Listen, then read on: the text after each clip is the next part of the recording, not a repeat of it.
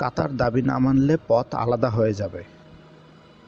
কাতার যদি Al Jazeera TV বন্ধ করা সহ উপসাগরীয় দেশগুলোর দাবি মেনে না নেয়, তাহলে তাদের পথ আলাদা হয়ে যাবে বলে হুঁশিয়ারি দিয়েছেন সংযুক্ত আরব আমিরাতের পররাষ্ট্রমন্ত্রী আনোয়ার গার্গাস।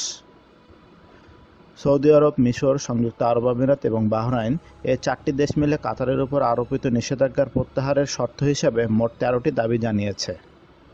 এর মধ্যে আছে আল জাজিরা টিভি বন্ধ করা, মুসলিম ব্রাদারহুডের সাথে সম্পর্ক ছিন্ন করা, ইরানের সাথে ঘনিষ্ঠতা কমানো এবং সে দেশে তুরস্কের একটি সামরিক ঘাঁটি বন্ধ করা।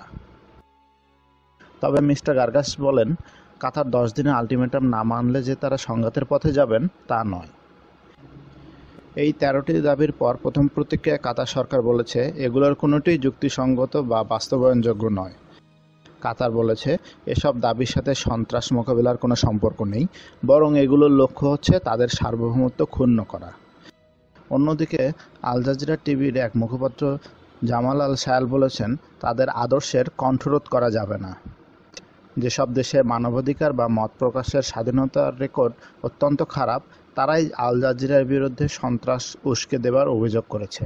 এটাই বুঝিয়ে দেয় কেন আল জাজিরাকে তারা সমস্যা বলে মনে করে। সন্ত্রাসবাদ উস্কে দেওয়ার অভিযোগকে উড়িয়ে দিয়ে তিনি বলেন, যেসব দেশ উগ্রপন্থী সংগঠনগুলো সৃষ্টি বা তাদেরকে অর্থ সহায়তার সঙ্গে প্রত্যক্ষভাবে জড়িত, তাদের দিক থেকে এ ধরনের অভিযোগটা উদ্ভট। আল জাজিরা যদি আল কায়দা, হামাস বা মুসলিম ব্রাদারহুডের কণ্ঠস্বর হতো, তাহলে আমরা টিভি চ্যানেল হিসেবে এত পুরস্কার পেতাম না। তিনি বলেন, সংবাদ মাধ্যমের স্বাধীনতা বজায় রেখে তাদের কর্মীরা কাজ করে যাবেন এবং ক্ষমতাবানদের সত্যের মুখোমুখি করার কাজ অব্যাহত রাখবেন। মিস্টার আল শায়াল বলেন, আল জাজিরার আদর্শ হলো জ্ঞান ও তথ্য জানার অধিকার সবারই থাকতে হবে।